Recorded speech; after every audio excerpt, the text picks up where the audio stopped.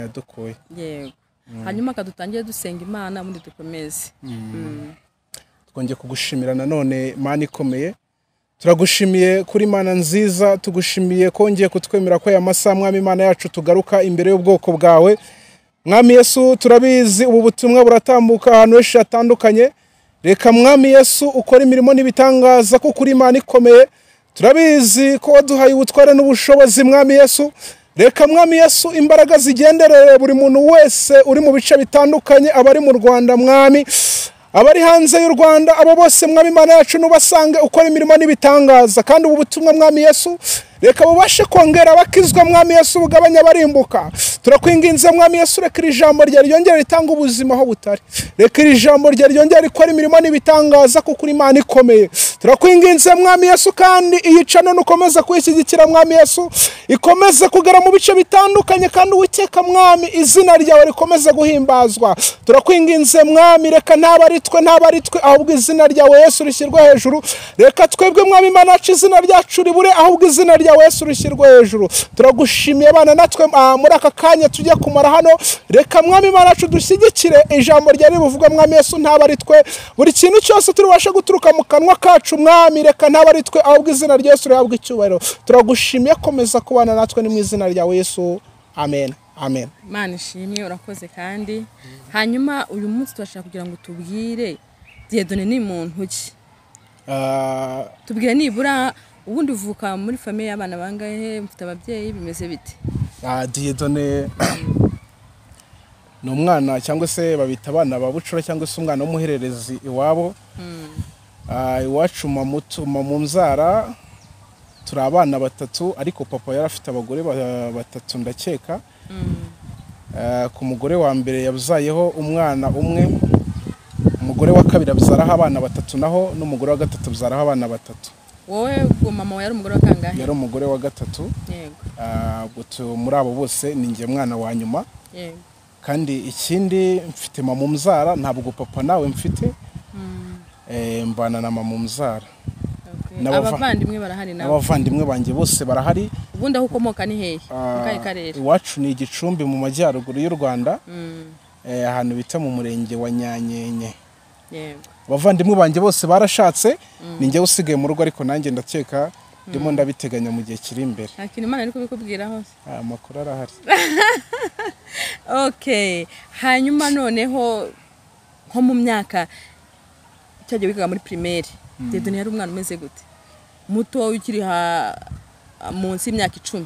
Ya wenda kugira ngo tubihuze byose n'ijambo ry'Imana kubera kanya gato dufite. Ijambo ry'Imana muri Yobo ibice 14 umurongo wa 7, ijambo riratubwira ngo erega hariho ibyiringiro yuko igiti iyo gitemwe cyakongera gushibuka, ati kandi kikajya kigira n'amashami y'ibitonome. Amen. Amen. Ni ijambo rikomeye cyane ngo haracyariho ibyiringiro ngo yuko naho igiti cyatemwe cyakongera kigashibuka. Bishatse kuvuga ngo tumeze cyangwa se meze nka cya giti cyari cyaratemwe mu gihe cyahahise, cyangwa se mu bwana bwanjye nari meze nk'igiti cyatemwe ariko kidafite ibyiringiro byo gushibuka, ariko hashimwe Imana yongeye kugira gute, yongeye kukivomera kibasha kongera kugira ubuzima. Imana ishimwe. Rero ijambo ndarihuza n'ubuhamya muntu bita Dieudonné, kuko nabivuze ndo umwana wa gatatu mu rugo. Navukiye mu muryango w'abana benshi, harimo umukobwa umwe gusa, mushiki wanjye. Ubuhamya rero ahantu butangira ndumva nabutangira mu kuvuka kwanjye, ariko ndabyihutisha.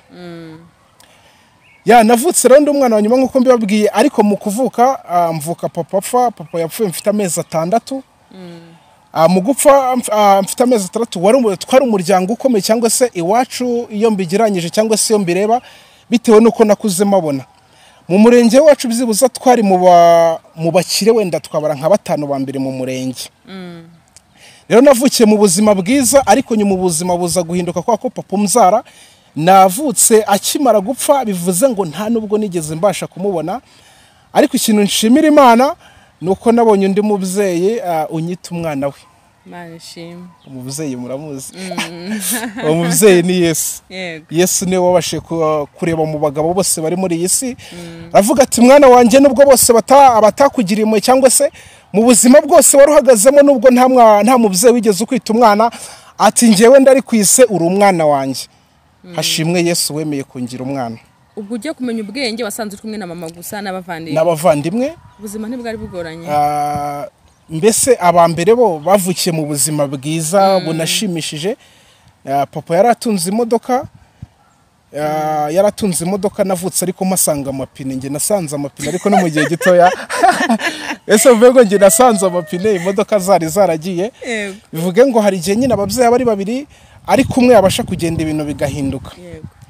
Rero ubwo wenda nihusemo gakeya ubuzima nyuma yaho ngo bwarakomeje abantu benshi batangira kwanga mama utubyara cyangwa se kubera ko yari umugore mutoya hari abandi bagore bakuru ntibamwishimira mu muryango ariko arakomeza arwana ubuzima bwo kuturera aturera bitoroshye tugiraho mu buzima bukomeye cyangwa se ubuzima bwari busa nkaho buruhije. Ibintu byose twari dufite inzu nziza ugereranyije muri iyi minsi wabona imeze nko muri zikadastere nziza no mu mujyi wa Kigali. Uyibaza inzu ya kera twari dufite iwacu n'izubu ngubu. Yari imeze gute? Yari inzu ya maporomane isize irange ryari ririmo bururu n'umweru zari bivanze. Yari inzu nziza irimo na sima mu gihe cya kera nyivuka urumva ko yari inzu nziza ifite n'amanegisi n'asize irange. Twari dufite n'ubwiherero bugezweho bwa kijyambere ntabwo twari abantu b'abakene ahubwo twari dukomeye. Mwajyaga mu gisambu. Mbese vengo toilette twari dufite yari ifite nka metero hafi 10 cyangwa se 15 kandi kote na sima. Hari mu kaza ufite toilette mu cyane. Ubwo rero nkomeje kugira ngo nihute ni birebire ndanyuramo gakeya. Ubwo igihe cyaje kugera muri ya nzu nziza twari dufite umwana umugore mukuru yitabye Imana mbere yuko papa apfa. Aza kugira gute aza kuyidukuramo.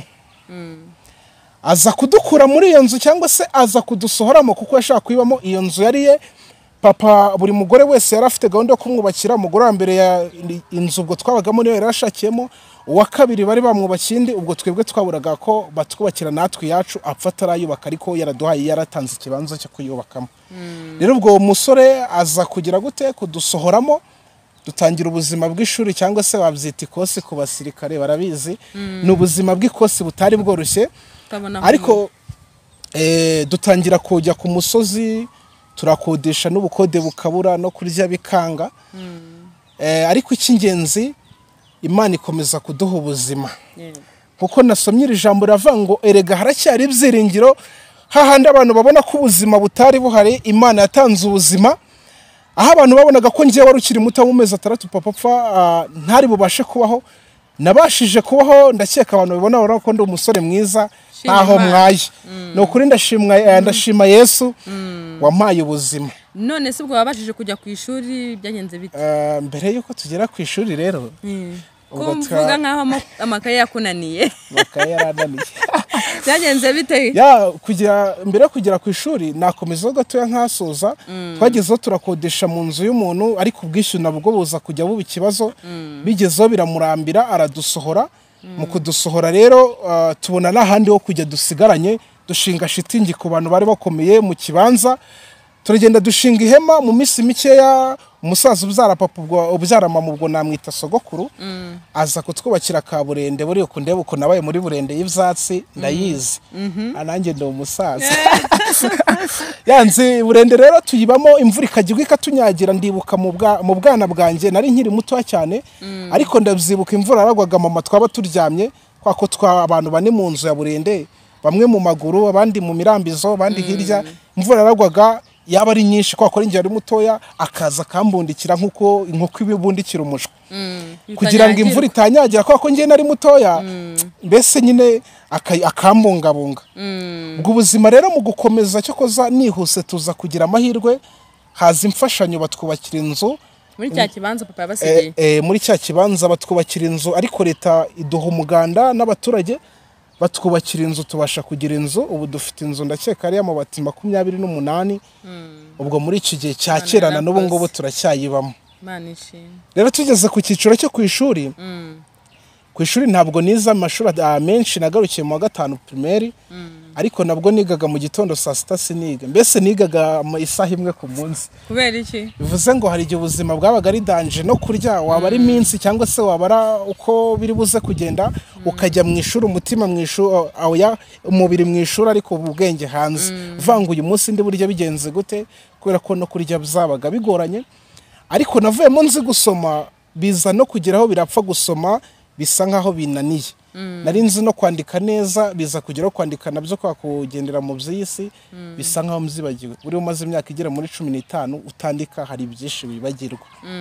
Rero nize mu mashuri wenda muri make nayo mashuri nize 5 navuyemo ngiye kujya mu wa gatandatu. Bivuze ngo muri icyo gihe cyo kwiga hari ahantu twabaga rero turi ntago nagasimbuka. Hari umuntu wabaga acuruza cyangwa se wapimaga ikigage, abantu barabizi, hari ababyita igipende cyangwa se ubushira. Ubwo nigaga kubera inzara, nigaga umutima uri hanze uvuga ndajya mu ngunguru ndajya gukamura ninywera umusabike. Ni umusabike aryo ni umusabike. Ati rero tukiga mu ishuri ndimo ndanatekereza basohoka ngasohoka nkigendera, umwe sinjye kwiga nkajya munsi y'urugo. Ariko ntabwo bivuze ko wenda ruko nari nanze ishuri, ahubwo nuko n'ubuzima bwabidufashagamo, ukabasha kuvuga ngo ni najya ku ishuri nkaza n'ubundi ndabwirirwa, ukavuga ngo reka njye gushaka uburyo kinabaho. Mu myaka 6 nari nzi gukora amafaranga 6, simbeshye imyaka 6. Ariko ngo wakundaga kagwa. Mu myaka 6 ndakeka nabwo nabasha kujya muri kabari, nkabasha kwisengerera inzoga nk'umugabo wicaye mu nanjye nkagenda bushya mu mbona nicaye, naragendaga nkicara nkabasha kwisengerera. Bivuze ngo narakoraga muri bikeya, wakora utuntu dutandukanye, ayo ubonye ukabasha kuryamo ukananywamo inzoga. Ugataha wasinze. Nuko mama se akakubwira iki? Rero twavukiye mu muryango w'abakatolike. Rero abakatolike yari umuntu nawe wikundira gasururu n'ubuzima nawe kumucanga, kuba rufite urugo rwiza bikaza guhinduka. Nawe biza kwicanga cyangwa se bisa nk'ibihindutse, asa nk'umuntu ugiye mu by'inzoga. Ariko nubwo yanywaga inzoga ntabwo yatwirengagije. Muri dukeya twabaga duhari cyangwa se mu kijumba kimwe twabaga turi buryo twese twarakigabanaga. Ntabwo bivuze ngo yaragera duterana, ahubwo yatubereye ahantu hose. Ababyeyi cyangwa se abandi batari bube we yarahabaye mu buzima bukeya cyangwa se mu bushobozi bukeya twari dufite, yabashije kuturwanaho. Nta kintu namushinja, ndamushimira. Warakoze. Mama yarakoze cyane. Hanyuma ubona urakuze, inzoga wazivuyemo ute, wageze i Kigali gute? Kutuntu nshaka kutumenya. Ko navuye ku nzoga, mbere yuko rero mva ku nzoga turasubira inyuma ho gatoya. Byagenze bite? Muri ubwo buzima bwari bugoye, byari bikomeye. Nari mfite mukuru wanjye, twajyaga tubasha kubona byanze mu rugo, tukaba twajya wenda ahantu runaka. Ubu mumbona wenda izi ntoki zagerageje gucukura ibijumba by'abantu, zagerageje kujya mu nzu z'abantu umuntu ashaka ibyo kurya, ariko ntabwo ari umutima mubi, ahubwo yabaga ari inzara. Hari igihe umuntu yiba atari ukwenda yari afite ubushake bwo kwiba, ahubwo ari uko ari inzara cyangwa se ari ubushobozi bukeya bibimuteye. Umuntu ndeba uko nguko, ndi umuntu wari ibiryo byo mu ngarandi no mu rugo bikadutunga. Ukajya mu ngarani ukajya gushaka ibiryo ukazana mu rugo bakarya. Ahubwo kandi nize kwambara bogesa, ubimenye nawe, umenye ko Imana ikura kure. Nayambaye nyikuye mu ngarandi kandi nayambara inyuma y'ikabutura. Bogesa ntabwo yari yanjye, ahubwo ngo byagenze bite ngo yambaye inyuma y'ikabutura. Ari amakabutura batuguriraga, aya makabutura asanzwe hari ukuntu bayambaraga igatanduka. Rero njye na mukuru wanjye twakuze turi abantu bagenda cyane cyangwa se turi abantu bakunda kugenda gushaka. Nyine hari igihe abana bafata inshingano bakiri bato. Rero mu kugenda twakuragamo imyenda, bivuge ngo no gutangira kwambara imyenda niguriye nta myaka 2 ishize. Mbere yaho bivuze ngo ubuzima imyenda myinshi nambaraga ni y'abantu babaga bampaye. Ikindi bwa mbere nambara umwenda cyangwa se nambara bogisa, nayikuye mu ngarandi nayambara inyuma y'ikabutura. Ubu ndeba uko nguko nzi ibiryo byo mu ngarandi, nzi ubuzima bwo hanze cyangwa se nzi ishuri ryo hanze. Ariko ntabwo icyo ngicyo ari cyo cy'ingenzi. Hashimwe Imana yabashije kubihindura byose. Ubu ngubu nkaba nsa nk'umuntu witunze, naba nta muntu mfite nakwibeshaho. None se ucyo wambaye bogisa nyuma y'ikabutura? Bivuze ngo niho ubwenge bwanjye bwari buri. Uretse ko bogisa yambaye nyuma y'ikabutura. Wabibwiwe n'iki cyo gihe watashye yambaye nyuma abantu baraguseka? Twayambariye mu rugo. Abantu bari bahari, nari kumwe na mukuru wanjye, umubyaza aje aravuga ngo nyamara ibintu ntabwo ari byo. Tubasha kubihindura, ariko nuko byaje kugenda. Ikindi ndumva ari byo. Imana yarakoze ihindura amateka ubu ngubu uzi kwambara bogisa nk'imbere mu nyuma wajya abasha kuyambarira imbere bigakunda kandi kera bivuze ngo no mu minsi yashize hari igihe tutajyaga tuzambara kubera ko nta bushobozi dufite ariko ubu ngubu nshobora kujya mu isoko ukayigura. Hari umukire ushaka kureba video akavuga ngo nyamara iyi video oya ndashima Imana aho yankuye wa mugabo. Imana yarakoze. Kandi babasha kwigura ipare mu 2020 nta muntu guteye inkunga bivuze ngo hari byinshi Imana yakoze cyangwa se hari aho Imana igenda ikura umuntu naho imugeza. Niba narabayeho bivuze ngo nihuse ndimo ndabicamo hagati nabayeho n'ubuzima. Ya ikindi twabayeho mu buzima ku buryo umuntu yabonaga byanze mu rugo ukaba wajya gukorera ibiryo kugira ngo umuntu asunike ubuzima. Yego ndabashimira abantu n'ubundi baduhaye cyangwa se baduhaye ubwo bufasha bwo kubakora turi dukorera ibiryo ni ukuri nabo bagize neza nabo barahabaye. Yego hanyuma ageze i Kigali gute rero? Kugera i Kigali rero bwa mbere ngera i Kigali cyangwa se narigeze i Kigali mvuye mu ntara ntabwo nayo nagakijijwe. Navuye mu ntara nari mfite boutique irimo na kabari cyangwa se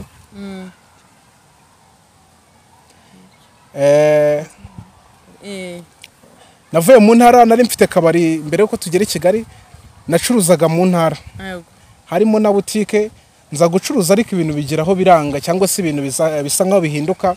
Ubwo buzima bwari bwarahindutseho gake buno dufaranga urangije basha kujya muri business. Yego ntabwo bivuze ngo yari ntoya wenda mu gihe cya kera yari mu 400 urumva ko yaragerageza. 400 wari warakuye hediye naranyonze. Wari umunyonzi. Okay. Bagerageje rero narakoze wari umunyonzi ugasevinga kugeza ubone 400 ukora ka business. Mura business. Sikusobanutse. Rero ndakora kubw'umwaka muki ariko bivuze ngo ibyari umwaka byambereye umugisha kuko iyo nza kubigumamo ntabwo nari bumenye Imana cyangwa se ntabwo nari bubashe gusobanukirwa igisobanuro cy'ubuzima. Kabone nubwo nabikoraga ndacuruzaga hari abasirikare nigeze kugira abasirikare ariko barakomeye bandinda. Nagize abasirikare bandinda. Abasirikare nyabasirikare babantu se ari abasirikare barinda umuntu. Bivuze ngo nari mfite amafaranga ariko ari ugira amafaranga sinzenda niba n'uburwayi za kugira abasirikare. Niba ari uburwayi niba ari ubuzima simbizi niba ari ubukire urabazi. Abasirikare bameze bate babantu se ba leta se? Oya na abasirikare. Nabaheze. Badusobanurira nyine abasirikare tubamenye. Abasirikare oya hagaraho. Badusobanurira abasirikare wagize bakakora. Abasirikare naje kugira ni ikintu bita cyese n'indwara bita inda. Nacuruzaga ndwaye inda hari igihe byajyaga bigira nkarwara n'ukuri. Suko ntakarabaga suko ntambaraga neza ariko byajemo. Ndazaje gute nda n'umwanda narakaraba. Aho wari ufite umwanda narakarabaga ugakaraba n'isabune cyane rwose ukanafura. None ko nazicuruzaga wacuruzaga inda? Oya isabune. Isabune bivuze ngo rero birashoboka ko hari igihe abantu ushaka kuza ibintu kikaza nk'uburwayi ariko bivuze ngo hari abasirikare banjye tu ariko kumenya Yesu cyangwa se abasirikare tutajyaho n'abasirikare bo mu buryo bw'abantu vuga inda ubwo twavuga ko ari inda. Rero ubwo burwayi warwaye inda ubwo burwayi bivuze ngo byari nk'uburwayi suko nagiraga umwanda nagiraga isuku ariko ubwo hari impamvu byaje. Yego rero ubwo ngubwo warabwivuje se? Oya byaje kurangira bigiye nageze i Kigali ni cyaro cyari cyaro. None ko waje Kigali bishatse kuvuga ngo wazizanye ni Kigali nda. Oya Kigali cyakwa narageze ntazo mfite.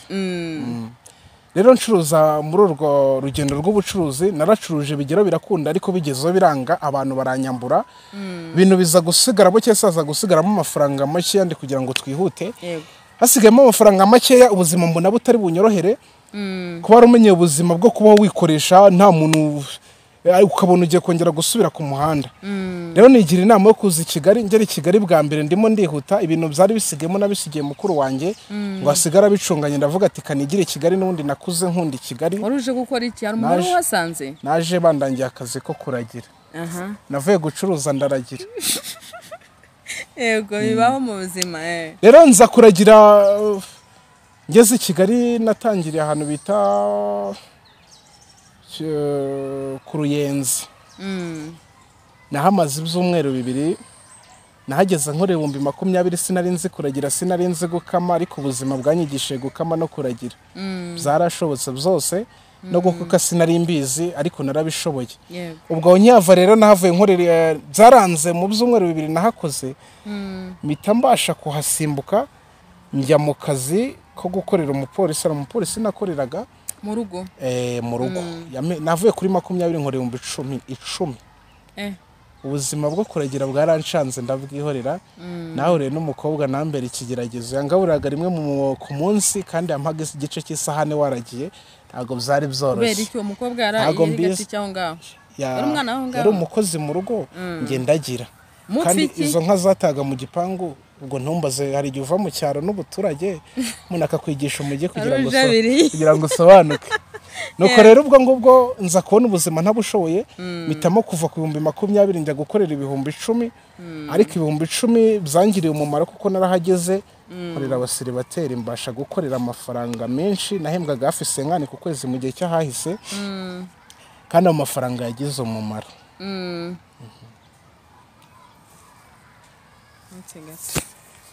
ko mbona yagize turugiye yuzuye space aha nuko urangije ubwo ubu wigiriye mu kazi ko mu rugo hanyuma ugeze mu kazi ko mu rugo byo warabishoboye narabikoze birakunda akazi kose ntabwo waburamo intambara nk'umuntu nyine aruturutse mu ntara nabwo ntabwo byari byoroshye hari aho bigera ibasikaruta umuntu ni ukuri birashoboka hari ibase yaruse umuntu ni ukuri ibase yakuruse gute nigeze gufura mu ibase y'uwo mugabo tutabyumvikanyeho cyangwa se nahawe akazi cyangwa se ikiraka cyo gufura umuntu nyifuriramo iyo base yari inkozeho anjyanye kurya 8 gukora iki kurya 8 uzabimenya kera ni wawe oya tubwira ariko nawe witwima makuru kurya 8 habera iki kurya 8 abantu bafunzwe barabizi kurya 8 mbese ikintu kihabera habera iki se ni gereza se ni gereza oya ntabwo ari gereza none mbese wenda iyo base nafuriyemo uwo mugabo yavuga ko iyo base atemera ko bayifuriramo nza kuyifuramo mu buryo bwo gushaka amafaranga rero hageze buriya biba intambara hazamo gutongana hazamo no gukubitwa ku bwibase imwe cyangwa se ku bwibase nicyo wakwita irya 8 none si yo base yari base isanzwe yari ibase ureba ibase mu mafaranga nayo nakoreye waguramo indi base ariko ntabwo yari bubyumve wose kuki wayifuriyemo kandi yarakubujije shaka amafaranga wayishakagamo gute nashaka kugira ngo munkore amafaranga wari wagiye kuyifuriramo ahandi hantu ni abantu bose twabanaga mu gipangu kimwe urayibatiza wayifuriremo oya ninjye wayifuriyemo mu buryo bwo gushaka amafaranga yego aha hanyuma uba wisanze i Kigali gutyo mu rugo nabo basigara gutyo hanyuma noneho ibintu byo gusenga byo wabyisanzemo gute kwaje udakijijwe ibintu byo gusenga rero ni inkuru ndende cyangwa se ntago byari byoroshye gusa nkigera i Kigali kwa kutiga nigeze guhura n'umuntu mubona akoreraga abantu tutize twararushye sinzi ibintu nakoze niba arambwiye ngo iki yarambwiye ngo I don't care ndamusubiza ngo none si ibyo bintu babirya bikonje ngo cyane baramanza bakabishyushya ni ukuri birashoboka ndamuga ati biriya bintu mbwiye barabishyushya kuko nari mu gipangu none yabikubwiye wari umubajije iki turi mu gipangu hari igihe umuntu aza akareba arabimbwira ndamuga ati ariko sinizi oya tangira utubwire ukuntu byagenze cyangwa se ukuntu izo nkuru zatangiye twari mu gipangu yaravuye mu kazi araza arandeba arambwira ati bimeze bite ayikoza mu gikoni aho nakoreraga aragaruka arambwira ati bimeze neza ati yego njya kumva aravuze ngo Diedo ngo I don't care haza ati I don't care ndavuga ati none se barabitogosa ati barabiteka muri barabishyira muri barafu kintu yakoze yarasetse gusa nagira ikindi kinarenza gusa narasobanukiye nasobanukiye icyo byari bisobanura icyo byari bishatse kuvuga bishatse kuvuga ngo rero turimo turanakomeza muri ubuhamya nkuko nabivuze haracyari ibyiringiro oya wasobanuye kiwe gute ko bisobanura iki ubungubu naso muri iyi minsi ndimo nagenda nsoko ko nawe n'abantu benshi cyane bize narabajije arambwira ngo biravuze ngo niba niba nta kintu witayeho biranisibyo ubwo naho ngaho ntabwo uri kure yaho nize kimwe cya kabiri wigaga igitondo ubundi cyukora abantu bugeyo bishatse kuvuga ngo rero mu mbogamizi twabure ni Kigali kwagira nta muntu nyine ufite abari ubuzima butoroshye nahageje ntakijijwe nk'inzoga kuko nabivuze naje nk'inzoga n'urumogi nanyweye n'urumogi ntabwo twagira isoni zo kubivuga ko twakoreye ku mupaka w'u Rwanda na Uganda nanyongaga cyangwa se dufutura twakoze mu bintu bya fraude ntabwo byabura hanyuma waje kwicikaho gute ko bavuga umuntu wanyweye urumogi kugira ngo warureke bigorana umuntu wanyweye urumogi rero bivuge ngo ni umugambi mwiza cyangwa se nk'ijambo ritubwira ngo nzibyo nibwira kubagira n'ibyiza si bibi bishatse kuvuga ngo kubera umugambi mwiza Imana ari dufiteho cyangwa se umugambi mwiza Imana ari ifite ku buzima bwacu yari dufiteho umugambi benshi bajya batubwira ko bidashoboka cyangwa se bitashoboka ariko nta kintu na kimwe kinanira Imana mu gihe gikwiriye cyangwa se mu gihe runaka bijya bibasha kwemera cyangwa se bijya bishoboka nisanze nanone aho hantu nahavuye ni inkuru ndende ndimo ndihuta naje kongera gukorera umumama nanone muri icyo gihe mu kazi ko mu rugo nawe niwe watumye mbasha kwakira Yesu nk'umwami n'umukiza niwe watumye mpindura igeno ry'ubuzima mpindura ubuzima bupfuye cyangwa se Imana ihindura ubuzima bupfuye mu buzima bushya byagenze bite rero umubyeyi naramukoreye ni inkuru ndende nziciyemo byagira ikintu cya mbere namusanganye umutima mwiza nahageze nk'inzoga ariko bitewe n'ukuntu twagiye tubana bigenda bihinduka bitewe n'umutima mwiza arifitiye cyangwa se no kuba rumenye kunywa inzoga ugahindura kunywa inzoga ukajya winywera icyayi n'ibindi bintu bitandukanye gake gake nshiduka ntakinywa inzoga ariko ikintu cyaje kugira ngo mbe nakizwa cyangwa se bitume nkunda Imana nkunde n'abantu mbere abantu bose nababonagamo urwango kubera ko hari igihe ukura nta muntu n'umwe ubona ukwitayeho nta no kugiriye impuhwe nta n'umuntu n'umwe wigeze nyine akwereka urukundo ukabona ko abantu bose ari kimwe rero ikintu cyatumye mbasha gutangira inzira y'umusaraba cyangwa se inzira urugendo rwo gukorera Imana narutangiye narwariye iwe cyangwa se nkoriwe ndi umukozi wo mu rugo muri icyo gihe natangiriye muri ubwo buzima ndwarira y'umugongo n'ubu ntabwo urakira neza ariko ubu nta kintu ntabasha gukora ariko nawe urwaye ni muhe mwaka mbese hafi 2020 covid itaratangira yenda gutangira oya muri 2020 aho ngaho rero narwariye y'umugongo aza kundwaza atari mama mu mujyi wa Kigali urabiza abakoresha b'i Kigali bamwe na bamwe ntabwo ari bose harimo benshi bafite umutima mwiza babasha kugira gute abasha kundwaza muri ubwo buzima ntabwo yigeze anyima ikintu cyose nakeneraga ndiwe yarakimaga kandi nta kintu nkora mpabaye gutyo ndwaye nicaye nakenera amafaranga yo kujya kwa muganga akayama n'ibindi bitandukanye ariko ikintu cyatumye nkunda Imana kigatuma nkurikira inzira y'umusaraba umunsi umwe ndwaye ni ukuri ndamushimiye aho ari yumve ko mushimiye ni ukuri ntabwo nagenda ntabivuze ndamushimiye umunsi umwe nari ndwaye nari ngiye kwifura nta mbaraga nari mfite naricaraga nkahengama araza turuka hirya arambwira ati bimeze bite ati ni sawa tugiye gukora iki ati ngiye gufura arambwira ati wifura zana mbigufure cyangwa se ko umuntu w'umukire muri Kigali ufite ama etage utinyoka kubwira umukozi wiwe ati zana nkufurire wikwirwa gufura nukuri bitewe n'ukuntu nabonaga yakundaga gusenga kunda Imana nahise mvango nanjye iyi nzira nta yindi nzira nkwiye kunyura uretse iyi nzira nukuri ndamushimiye niyo muntu nasanganye umutima w'urukundo kandi ntago byari ugukina yarakomeje usibye ko nge narabyanze naramubwiye ngo ntabwo bishoboka izankureye n'ibyishe kamyikorere mu mbaraga nkeya mfite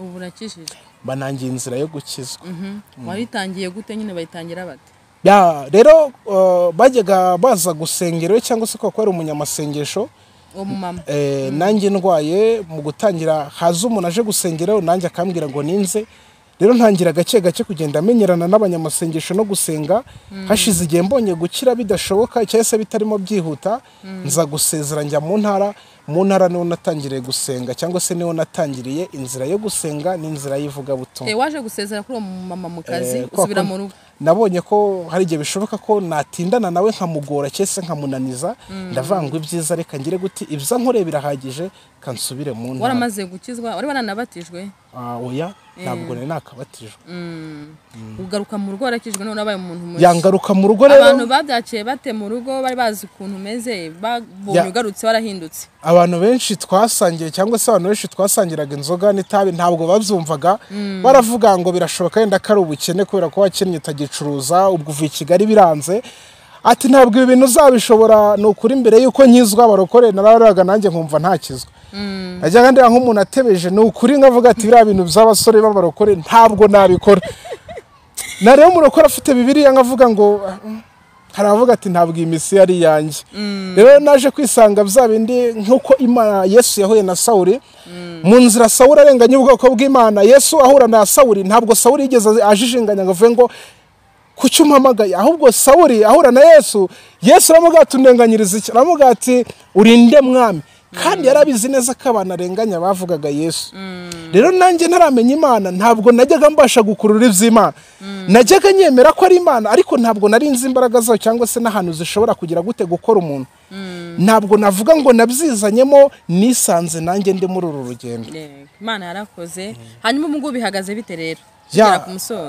tugera ku musozo ukuntu bihagaze ndashima Imana yampaye agakiza ni ukuri yanyambuye inshuti cyangwa se inshuti zitari zifite umumaro nkizwa izo nshuti zose zaragiye n'ubu ngubu wenda ni umwana umwe nawe twasigaranye ariko ntabwo yarakijijwe nta nubwo yararimo hagati muri ubwo burwayi bwanjye no gukizwa niwe mwana twajyaga tubana muri ubwo buzima niwe wajyaga aza kunsura mu rugo abandi bose mu nshuti nagize nasengereye nkirefite amafaranga nyifite kabari nta muntu n'umwe wigeze angeraho mu rugo n'uwangezeho mu rugo nawe undi wazaga kureba ko ntashizemo umwuka kandi nabo ni bake ntabwo ari benshi bivuze ngo Imana arambwiye ngo njya gukizwa ngo mu nshuti zose wari ufite ngiye kuzikwambura nzaguha inshuti z'umumaro ubu ngubu mfite inshuti z'umumaro ni ukuri kandi inshuti mfite ubu ngubu ni inshuti zitanga ibitekerezo bizima zitanga inyunganizi zubaka ni inshuti zitanga iby'ubuzima aho gutanga ibikwica njye ntago ndimo nawe urimo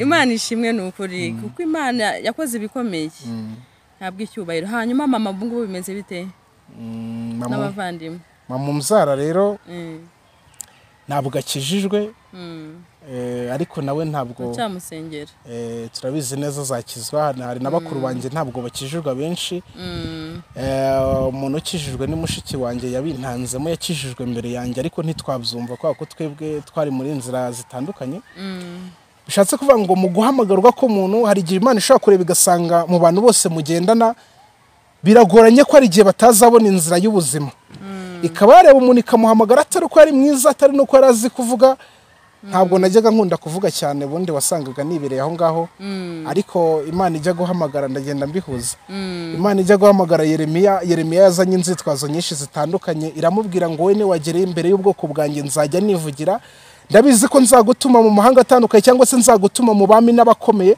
atari kuri wabasha kugera imbere yabo nzajya nivugira uzajya ugenda uhagarare cyangwa se uzajya ugenda uhagarare ibindi byose ninjye uzajya ubyivugira ikindi iramubwira cyangwa se iramubwira ngo bazakurwanya ariko ntibazakubasha kuko nzaba ndi kumwe nawe kugira ngo nkurokore amen amen Imana ishimwe yahabaye n'ukuri kandi ukomeze ntabwo biba byoroshye kuko ese intambara muhura nazo nk'abantu b'abasore ni izihe ukijijwe gutya intambara umuntu ashobora guhura nazo akenshi wenda ntabwo wabura ibisitaza ushobora kuba wenda ufite abantu mwakuranye cyangwa se mwatangiranye urugendo rw'ubuzima muri inshuti utarabasha guhinduka ariko mwajya mubasha guhura bakumva ko ukiri wa wundi muri rwa rugendo mwatangiranye bakaba bumva ko niba bashobora kujya gusoma agacupa mwajyana bo bakaba batakiyumvisha ko byageze gute byahindutse ariko ndashima Imana ko n'abatari barabyemeye cyangwa se n'abatarabyumvaga n'abatarabyizeraga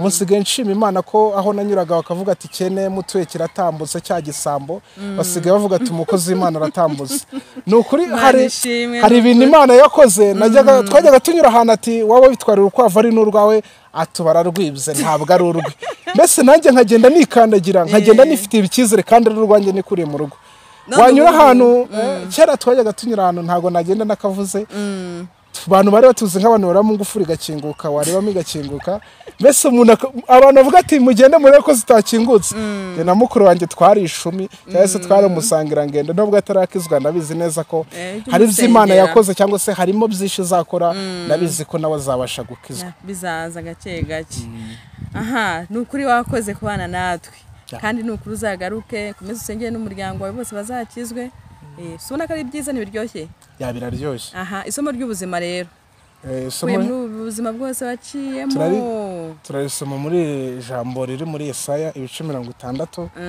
umurongo waho wa 15. Ijambo ritubwira ngo nubwo waretswe ukagwa ati ntihabe hari ukikunyuramo, ati nzakurutisha ahandi nguhe ubwiza buhoraho, ati n'ibyishimo by'ibihe byinshi. Amen. Somo ry'ubuzima rero bishatse kuvuga ngo gutangira urugendo rw'ivugabutumwa cyangwa se urugendo rwo gukizwa kwakira Yesu. Hari intambara nyinshi cyane, ntago warwanya umuntu utakurwanya, ariko dushimye Imana ko yavuze ngo nimuca mu mazi ntazabatembana kuko tuba turi kumwe nawe. Hari byinshi bitunaniza ariko Imana ibitubereye maso, bishatse kuvuga ngo ibiturwanya cyangwa se ibitunaniza nibidutabara biraturanye, ariko ibidukiza cyangwa se ibiturengera bibasha gutsinda bya bindi biturwanya. Tugiye gusoza usengera n'abandi basore bagenzi bawe rero. Buri hari igihe batangira bikanga bagasubira inyuma, wowe nize imbaraga wakoresheje kugira ngo ubikomeze, ese bumva uzagera ugashiramo agakonji.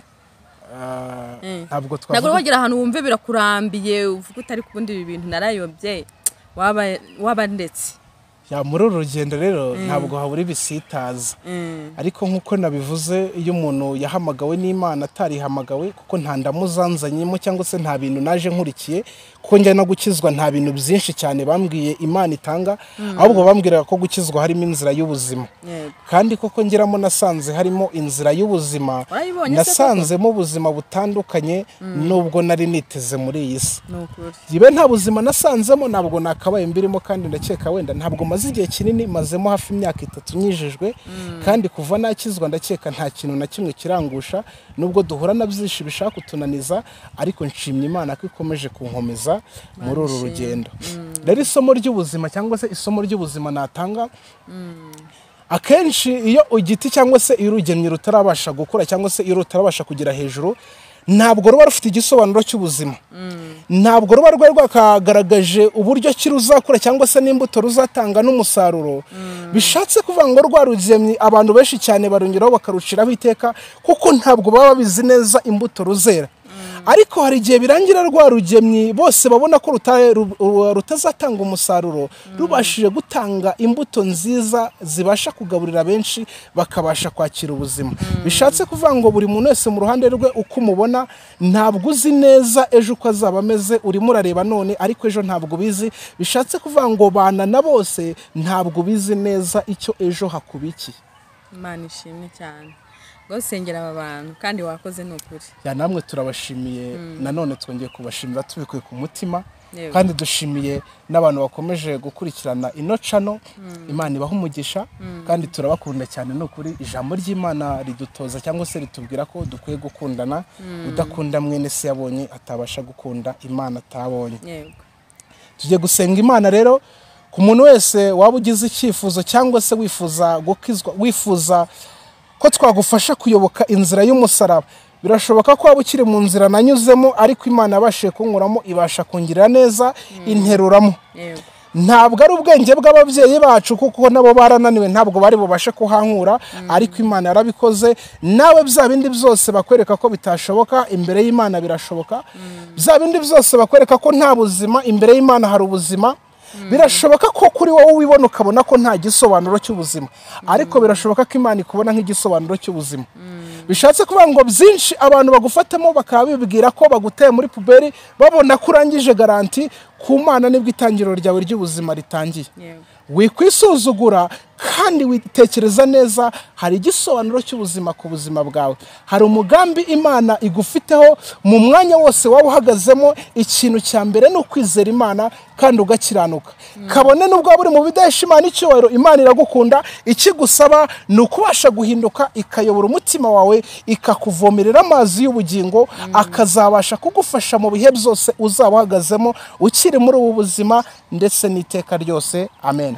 Turagushimiye Imana nziza, uri Imana y'agakiza kacu, uri Imana y'ubuzima, uri Imana y'isezerano. Turagushimiye Mwami Yesu ko wadukuye hepfiriya, Mwami Yesu, aho imiryango yacu itari budukure, aho abavandimwe bari barananiwe. Mwami Yesu, aho amafaranga adakura umuntu ujye ubasha kuhamukura, aho ubwenge Mwami Yesu budakura umuntu ujye ubasha kuhakura umuntu. Mwami Imana yacu, hari henshi ujye ubasha gukura umuntu ubwenge bw'umuntu butatekereza. imbaraga zawe zirakomeye Yesu, kandi imbaraga zawe zitandukanye n'imbaraga z'abana b'abantu. Mwami Yesu, ujye ubasha gusobanukirwa umuntu mbere y'uko umurema. Wari ubizi ko isaha nk'iyi ngiyi Mwami Imana yacu, ukwezi nk'uku, umunsi nk'uyu Mwami Yesu, nzaba ndi imbere y'ubwoko bwawe mbasha kugira neza, mbasha kuvuga kugira neza kwawe Mwami. Nje ntabwo nari mbyiteze, nta nubwo nari nzi ko byabaho, n'ukuntu nakuze Mwami Yesu urabizi, ntabwo nari mbizi ko aya masaha nakabaye mvuga izina ryawe, ariko nushimwe Mwami Yesu, ndagushimiye mbikuye ku mutima. Dushimiye Mwami Imana yacu uyu muvandimwe cyangwa se uyu mubyeyi wemeye kutwakira kuri channel ye kugira ngo tubashe kuvuga kugira neza kwawe. Turagushimiye Mwami Yesu, kandi komeza kubakomeza muri byose. Buri muntu wese uzumva ubutumwa Mwami Yesu, uzahindura umutima we, kandi uzabashe guhindura benshi Mwami Yesu, bari mu busambanyi, abari mu businzi, abari mu bujura, abari mu ngeso mbi zose zitandukanye, bazabashe kwakira Uwiteka Nyiringabo Imana yacu amazi y'ubugingo, bazabashe kwakira ubuzima bushya. Ubuzima bushya n'ahandi buri uretse muri wowe Mwami. Mwami Yesu, n'ahandi hari ubuzima, n'ahandi hari amahoro, n'ahandi tugera tukaryoherwa uretse iwawe Mwami, n'ahandi tugira Mwami Yesu tukabasha kubaho uretse iwawe. Turakwinginze Mwami Yesu, nukomeze kuganza kandi ukomeze kuyobora imitima yacu, ukomeze kuturinda Mwami Yesu umwanzi Satani, uturinde imbaraga zose zatunaniza muri urugendo, ukomeze kudushyigikira, ibyiyoberanya byose ubikura mu izina ryawe Yesu. Amen. Shalom, shalom, Shalom, shalom. shalom.